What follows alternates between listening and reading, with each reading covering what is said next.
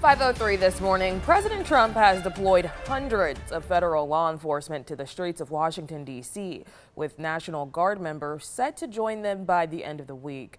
The president argues there's a crime emergency, but the city's mayor says crime is decreasing.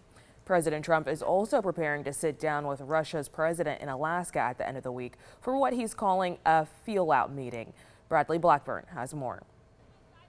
For the first time in U.S. history, police in the nation's capital are now under federal control. President Trump says he's also deploying hundreds of National Guard troops to the city this week, claiming there's a spike in violent crime. We're going to take our capital back. We're taking it back. But D.C.'s Mayor Muriel Bowser pushed back with data showing crime has dropped 26% since this time last year. While this action today is unsettling and unprecedented, I can't say that given some of the rhetoric of the past, that we're totally surprised. White House and congressional sources say the move, which sparked protests, is expected to last 30 days. The president is also threatening to expand his crime crackdown to other U.S. cities. All this comes days before President Trump is set to meet with Russian President Vladimir Putin in Alaska. I'm going to be telling him, you got to end this war. You got to end it. The president has called Friday's summit a, quote, feel-out meeting. He says he'll be able to tell in minutes if Putin is serious about reaching a peace deal with Ukraine,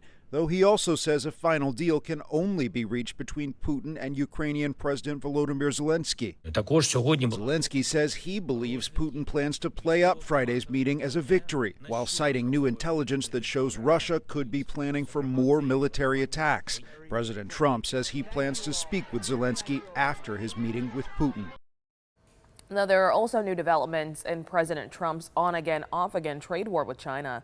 Yesterday, he signed an executive order to delay steep reciprocal tariffs on Chinese products for at least another 90 days. While the two other countries work on a longer-term trade deal, U.S. tariffs on Chinese goods will remain at 30%, while China says it'll maintain a 10% levy on U.S. products.